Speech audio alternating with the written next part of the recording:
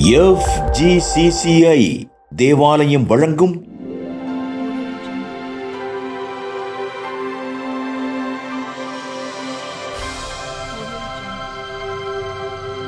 உன்னை மாற்றும் இயேசு.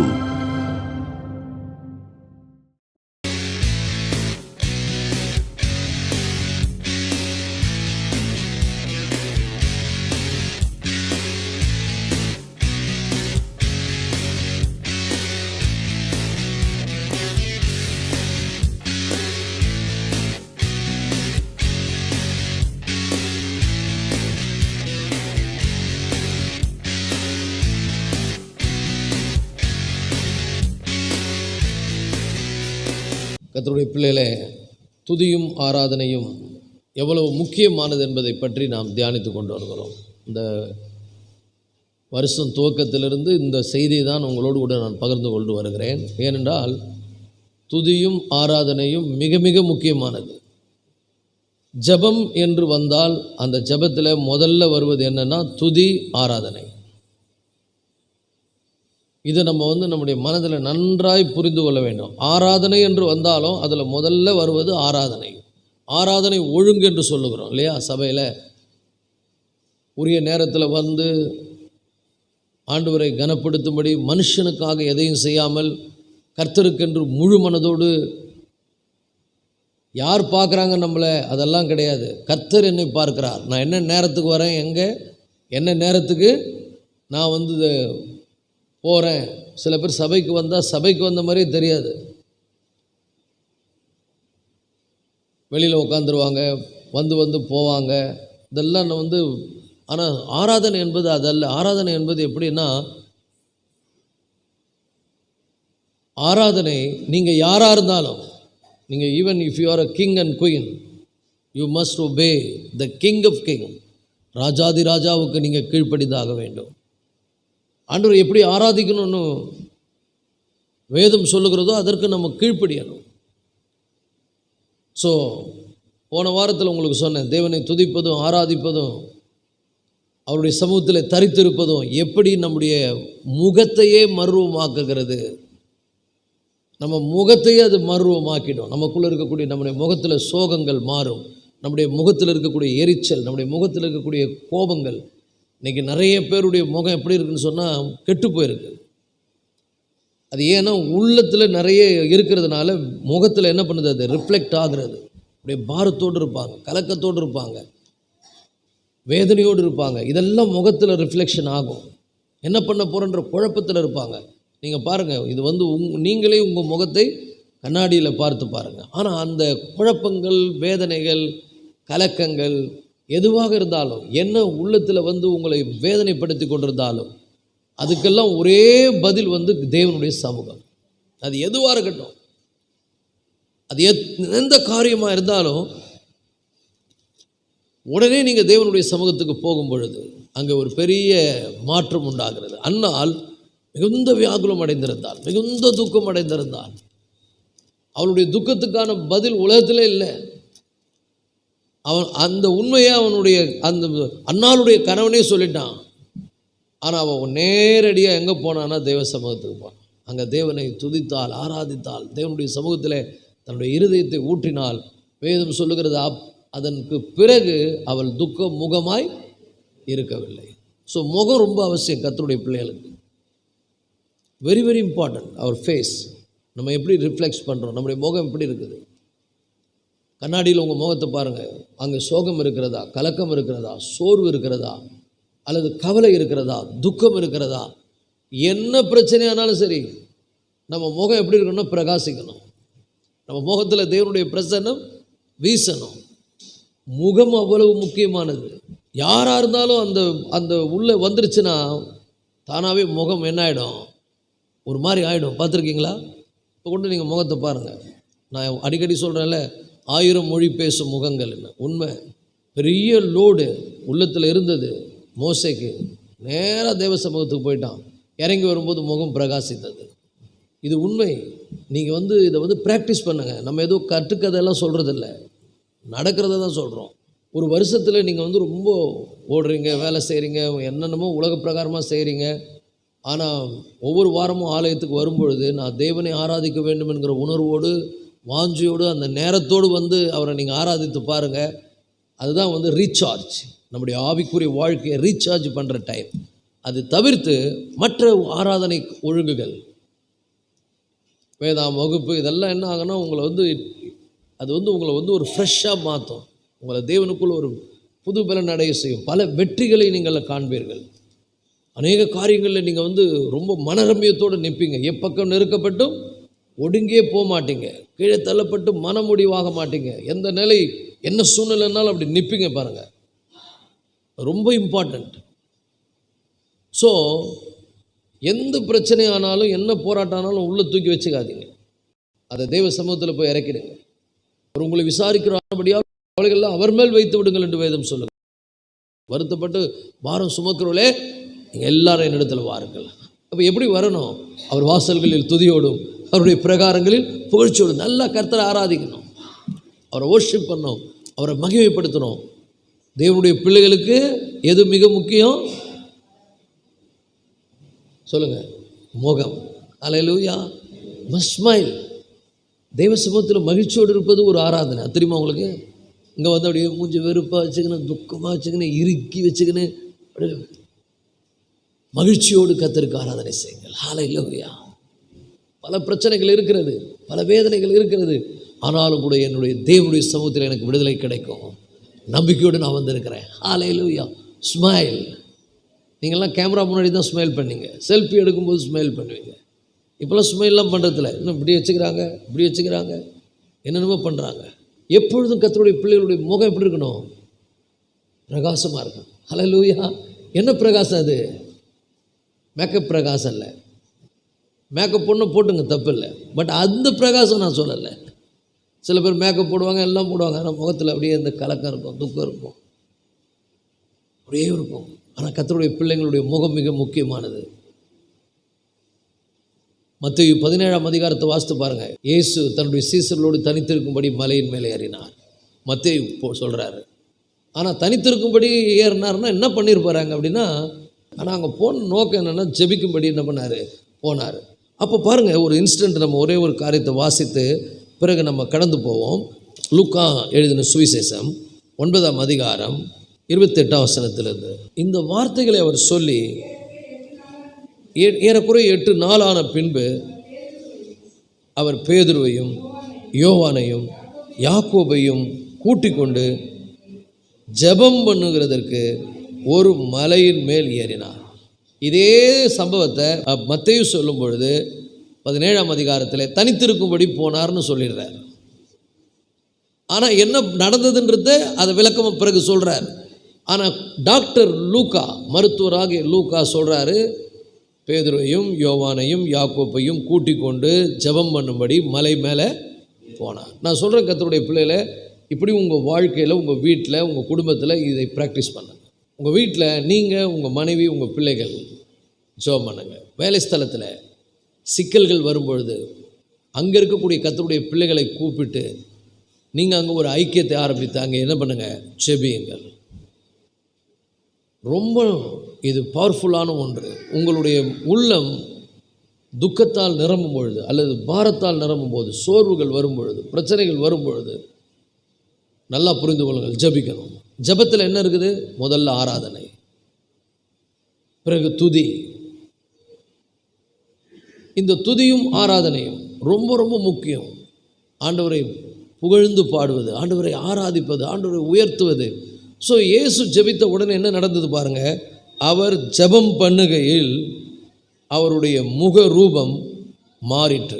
நான் சொல்லுகிறேன், கர்த்தருடைய பிள்ளைகளை, ஜெபம் பண்ணால் கண்டிப்பாக முகம் மாறும். It's very very important. நீங்கள் ஜெபம் பண்ணிவிட்டு உங்கள் முகத்தை கண்ணாடியில் பாருங்கள். இந்த உலகத்திலே எந்த பியூட்டி பார்லரும் பியூட்டி ஆக்க முடியாத ஒரு முகத்தை கர்த்தர் உங்களுக்கு தருகிறாரா இல்லையா என்று பாருங்கள். அவ்வளவு பியூட்டிஃபுல்லாக மாறிடுவீங்க. ஏன்னா அதுதான் தேவ பிரசன்னம். தேவனுடைய பிரசன்னம் நம்முடைய முகத்தை மாற்றும்.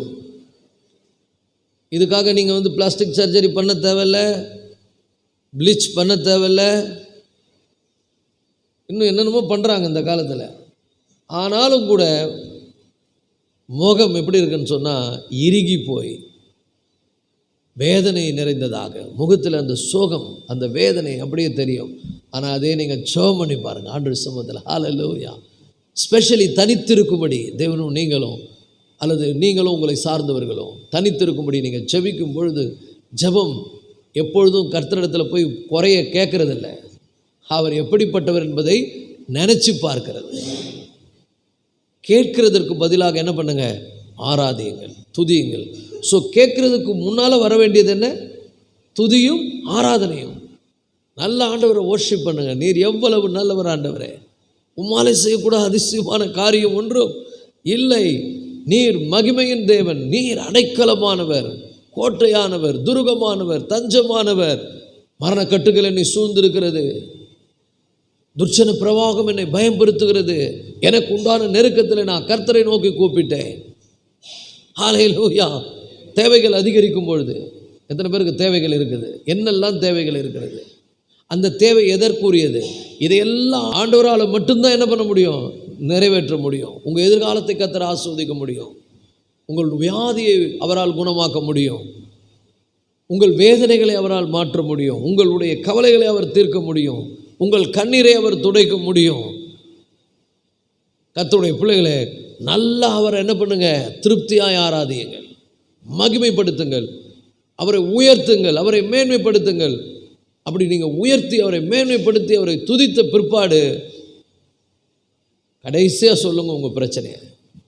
ஆண்டவரே, எனக்கு இந்த பிரச்சனை இருக்குது, உங்களை நம்பி வந்திருக்கிறேன், நீங்கள் உங்களால் எல்லாம் செய்ய முடியும். நீர் மகிமையின் தேவன், நீர் சர்வ வல்லம் உள்ளவர், உம்மால் எல்லாம் கூடும். உங்களை நம்பி நம்முடைய பிள்ளைகளுக்கு நீங்கள் எவ்வளோ பெரிய அற்புதங்களெல்லாம் செய்திருக்கிறீங்க, எவ்வளவு அதிசயங்களை செய்திருக்கிறீங்க. நீர் எல்லாவற்றின் மேலும் உனக்கு அதிகாரம் கொடுத்துருக்கிறீங்க, எல்லாவற்றையுடைய பாதத்துக்கு கீழ்ப்படுத்திருக்கிறீங்க, எல்லாவற்றாலும் நிரப்புகிறவர் நீர். நிரப்புங்க ஆண்டவர் எங்களை. ஹல்லேலூயா. நீங்கள் செய்து பாருங்கள். அப்படி நீங்கள் ஆண்டவரை ஆராதிக்கும் பொழுது, ஆராதனை முன்னே செல்லும் பொழுது, துதி முன்பே செல்லும் பொழுது, உங்களுடைய பிரச்சனைக்கான பதில் சீக்கிரத்தில் உங்களை வந்து அடையும். மத்தேயு 8ஆம் அதிகாரத்தில் முதல் 3 வசனங்களிலே ஒரு சம்பவம். ஒரு குஷ்டரோகி இயேசுவிடத்தில் வருகிறான். அவர் மலையிலிருந்து இறங்கின பொழுது திரளான ஜனங்கள் அவருக்கு பின் சென்றார்கள். அப்பொழுது குஷ்டரோகி ஒருவன் வந்து அவரை பணிந்து என்று தமிழில் வந்து அவரை பணிந்து என்று சொல்லப்பட்டிருக்கிறது. ஆனால் ஆங்கிலத்தில் எப்படி சொல்லப்பட்டிருக்கிறதுன்னு சொன்னால், அவன் வந்து அவரை வணங்கினான் என்று ஆராதித்தான் என்று சொல்லப்படுகிறது. When Jesus came down from the mountain, great throng followed him. Behold, a leper came up to him and prostrating himself, worshipped him, saying, Lord. என்ன பண்ணானா, வந்து அவரை ஆராதித்து, தமிழில் வந்து பணிந்து கொண்டு என்று சொன்னால் ஆராதித்து என்று பொருள். எடுத்த உடனே என் ஆண்டவரே, என் பிரச்சனையை எனக்கு பிரச்சனை அப்படின்னு அவன் சொல்லலை. எடுத்த உடனே அவருக்கு முன்னால் என்ன பண்ணுறான், பணிந்து. இந்த பணிந்து என்பதில் நிறைய பொருள் இருக்கிறது. வொர்ஷிப் என்று சொன்னால் அதில் நிறைய பொருள் இருக்கிறது. உள்ளத்தினுடைய ரிஃப்ளெக்ஷன் தான் வொர்ஷிப். உள்ளத்தின் நிறைவாய் வாய் பேசும். சில பேர் சொல்லுவாங்களே, உள்ளத்திலே வைத்து கொண்டிருக்கிறேன், நான் ஆண்டவரை உள்ள ஆராதிக்கிறேன். இல்லை, அப்படி செய்ய முடியாது. உள்ளே இருந்தால் வெளியே வரும். உள்ளே இருந்தால் அது வெளியில் என்ன பண்ணும், வெளிப்படும்.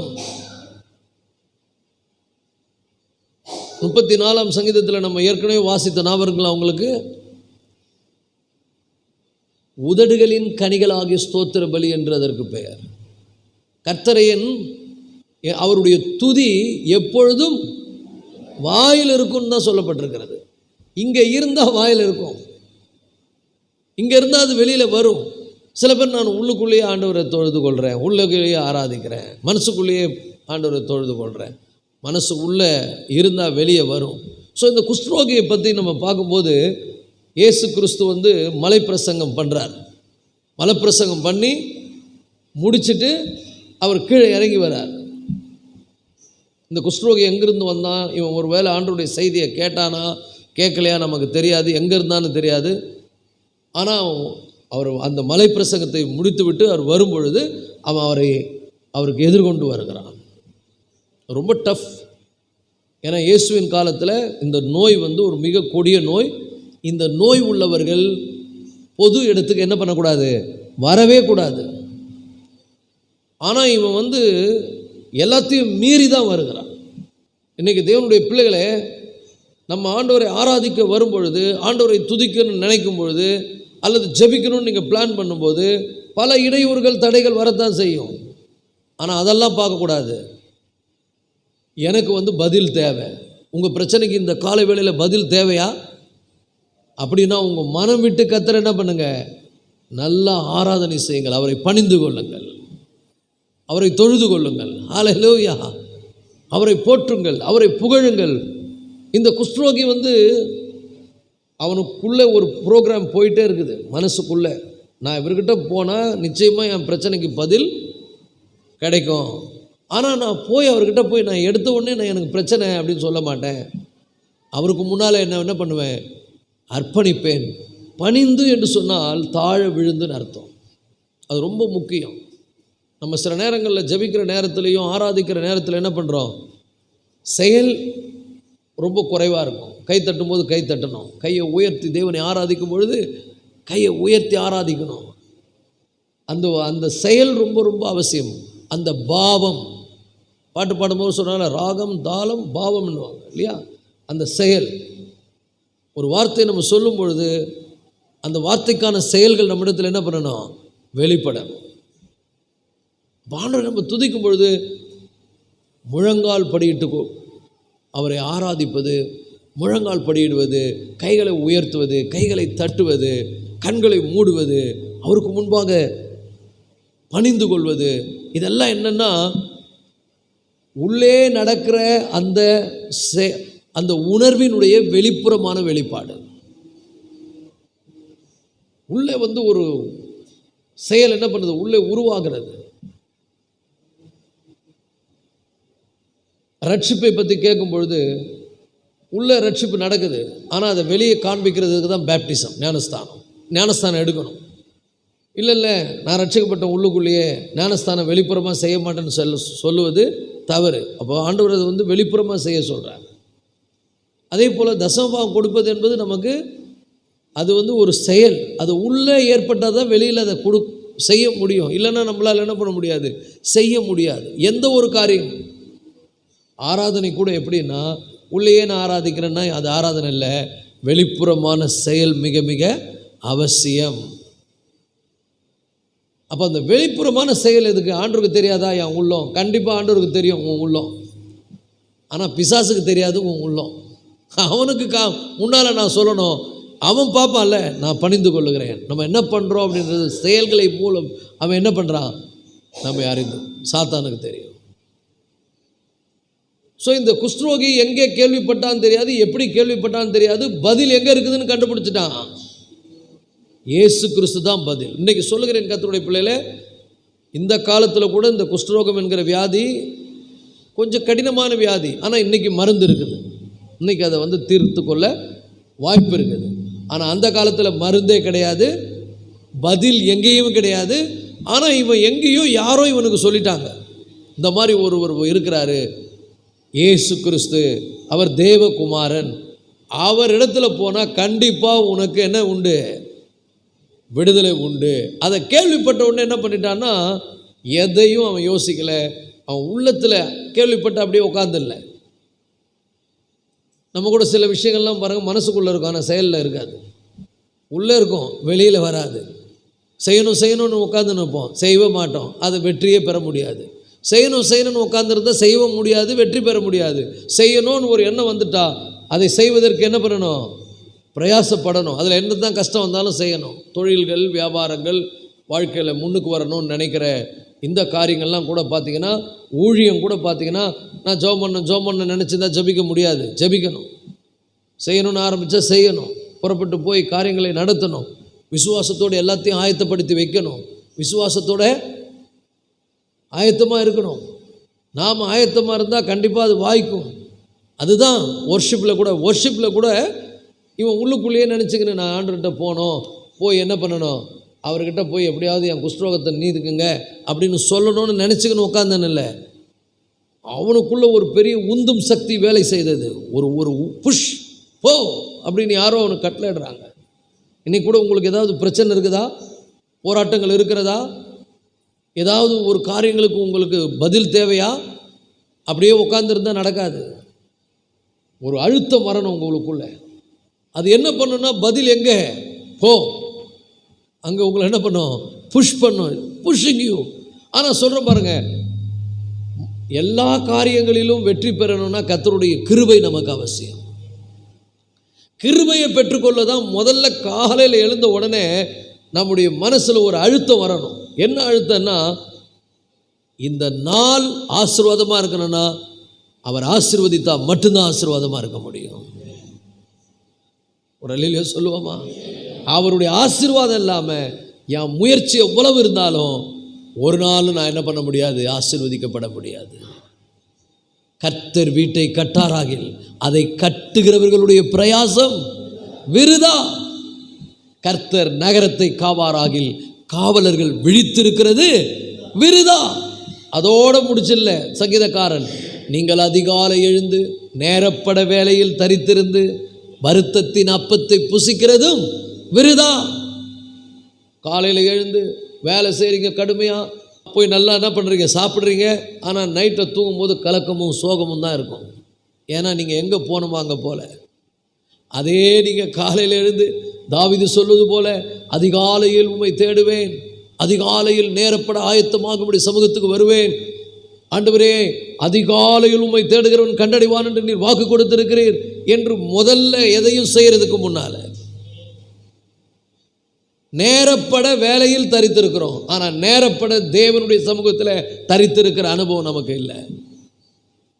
நேரப்பட தேவனுடைய சமூகத்தில் தரித்திருப்பது வேலை செய்கிறதுக்கு முன்னால் செய்யக்கூடிய செயல், எதையும் செய்வதற்கு முன்பாக. அதனால தான் வேதம் சொல்லுது, உன் சுய புத்தியின் மேலே சாயாது, உன் முழு இருதயத்தோடு கர்த்தர் மேல் நம்பிக்கையாயிருந்து உன் வழிகள் எல்லாம் அவரை நினைத்துக்கொள்.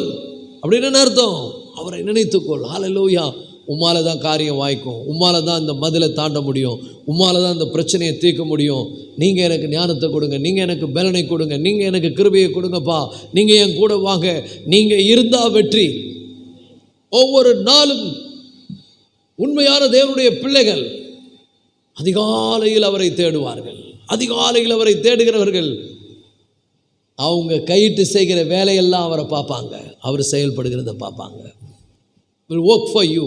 அவர் உங்களுக்காக கிரியை செய்கிறதை நீங்கள் பார்க்க முடியும். சொல்லுகிறேன் கர்த்தருடைய பிள்ளைகளை, இந்த மனிதனுக்குள்ள ஒரு பெரிய பிரச்சனை, அவனுடைய வேதனை அவனுக்கு தெரியும். பதில் எங்கன்னு யாரோ சொல்லிட்டாங்க. அப்படியே அதை நினச்சி அவன் உட்காந்துல்ல, நேரடியாக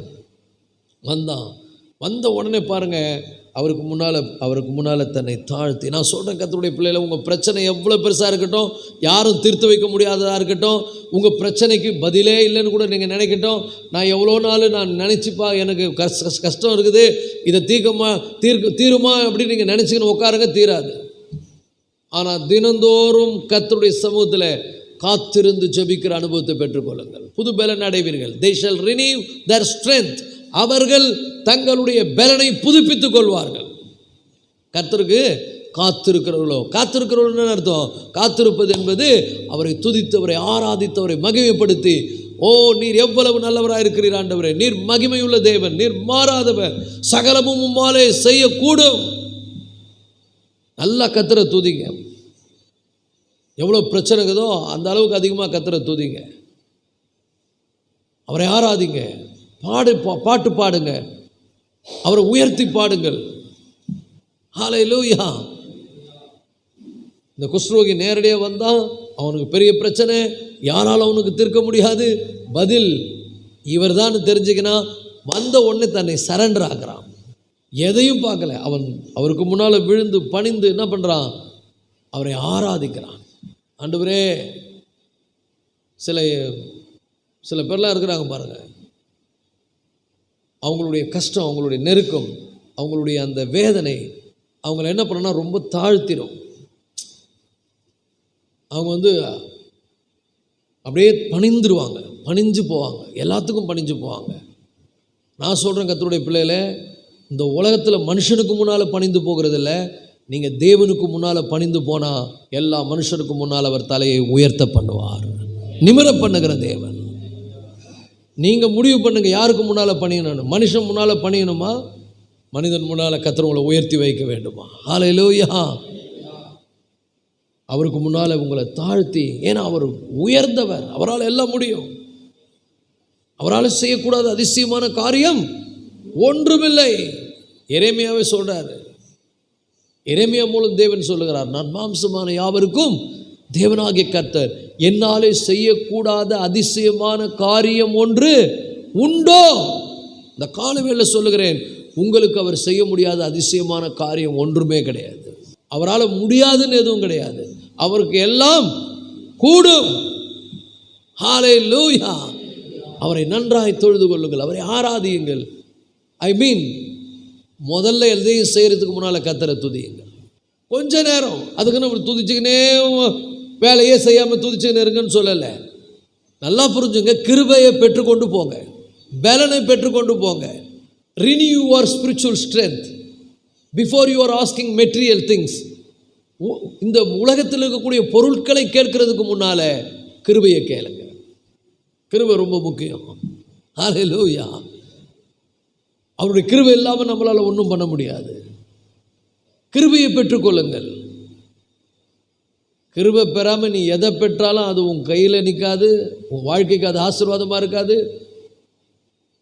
அது எதுக்காக இருக்குதோ அது சில பேரில் அதை பயன்படுத்தவே முடியாது உங்களுக்கு. ஆனால் கிருபை இருந்தால் எல்லாம் கர்த்தர் உங்களுக்கு எல்லாமே உங்களுக்கு வாய்க்கும். அந்த கிருபையை பெற்றுக்கொள்ளுங்கள். அன்பிற்குரிய நேயர்களே, நீங்கள் கேட்ட இந்த நிகழ்ச்சி உங்களுக்கு மிகவும் ஆசீர்வாதமாக இருந்திருக்கும் என்று கர்த்தருக்குள் நம்புகிறோம். இந்த நிகழ்ச்சியை நாங்கள் தொகுத்து வழங்குவதற்கு பொருளாதார உதவிகள் தேவையாக உள்ளது. எனவே ஆண்டவருடைய பிள்ளைகளாகி நீங்கள் இந்த நிகழ்ச்சிக்கான தேவைகள் சந்திக்கப்பட ஊக்கமாய் ஜெபிப்பதோடு மாத்திரமல்லாமல் உங்களால் இயன்ற பொருளாதார உதவிகளை மேலே காணப்படும் QR கோட் ஸ்கேன் செய்து மனப்பூர்வமாய் அனுப்பும்படி பட்சமாய் கேட்டுக்கொள்கிறோம். கர்த்தர் உங்கள் ஒவ்வொருவரையும் ஆசீர்வதிப்பாராக.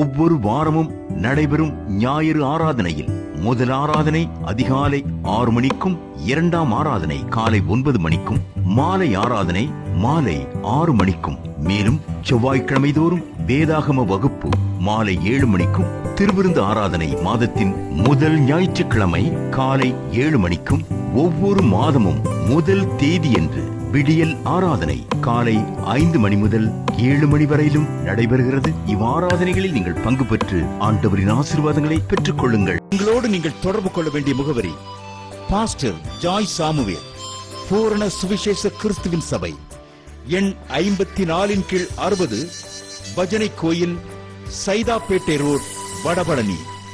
இது லட்சுமண் சுருதி மியூசிக்கல்ஸ் பின்புறத்தில் அமைந்துள்ளது. சென்னை 600026. Website www.fgcciindia.in.